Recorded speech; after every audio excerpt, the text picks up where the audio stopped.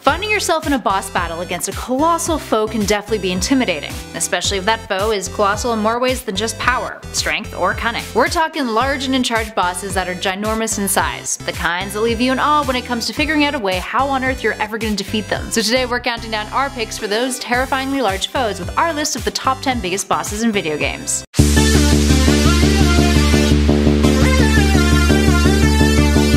In number 10, Yorm the Giant from Dark Souls 3. Starting off this list with a little bit of Dark Souls 3 may have many of you thinking, oh boy, this baddie is gonna be so hard to beat.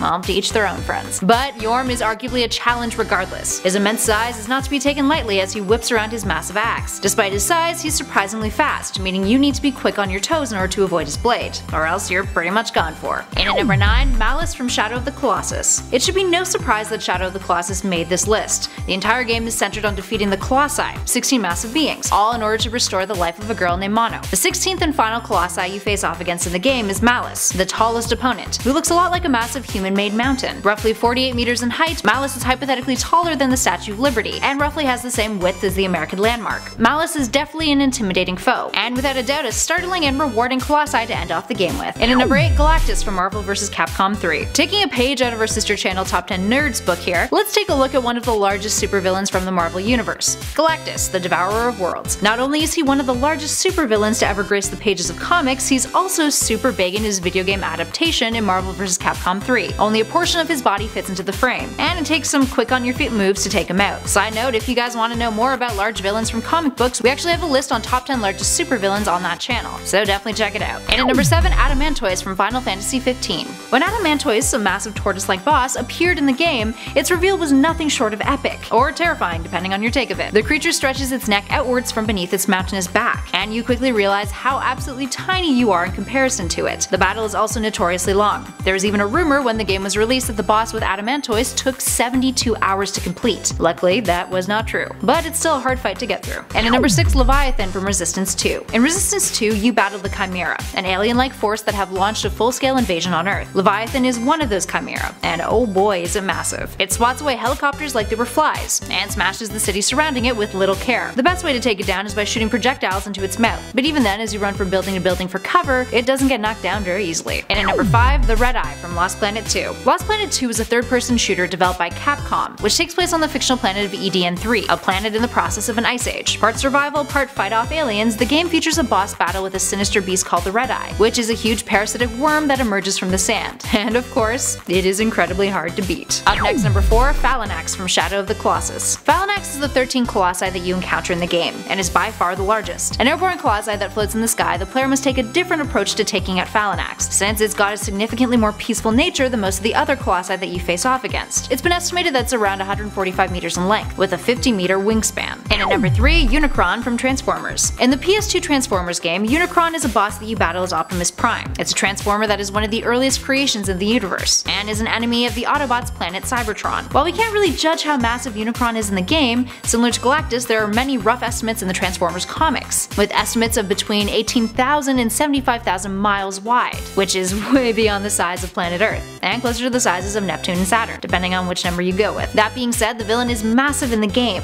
and makes you, as Optimus Prime, feel small, despite the hero being of a large stature himself. And at number 2, CRONOS from God of War. CRONOS, the titan who fathered the Olympians and was overthrown by his son Zeus, is a prominent figure in the God of War series. Zeus's punishment for CRONOS was to eternally carry Pandora's temple on his back in chains, and after Kratos successfully retrieves Pandora's box from the temple, Zeus punishes CRONOS again for letting that happen, by putting him in chains in the pits of Tartaros. So of course, CRONOS isn't the biggest fan of Kratos, especially after Kratos kills Gaia, resulting in you having to duke it out with the massive titan. Luckily for you, during the battle, despite seemingly losing to the titan, Kratos slices through his stomach to victory. And ooh, there's so many cringe, gruesome moments in it. And finally, in at number 1, Gogen Wyzen from Azura's Wrath. Azura's Wrath is a 2012 beat-em-up style video game that has you playing as the demigod Azura, who is seeking revenge on other demigods who betrayed him. It's a game that blends science fiction with elements of Buddhism and Hinduism. The title character eventually faces off against against its 12,000-year-old rival, a demigod named Wizen. He uses mantra, which is made up of captured mortal souls, to grow in size and become more powerful as the battle progresses. Towards the end of the battle, we get a bit of a side-by-side scale of him next to the planet of Gaia, which is where the game is set, and he's without a doubt super immense. Alright, there we have it, friends. Which of these big bosses was your favorite to go up against? What other bosses do you think we should have included on this list? Let us know all of your thoughts and feels in those comments below.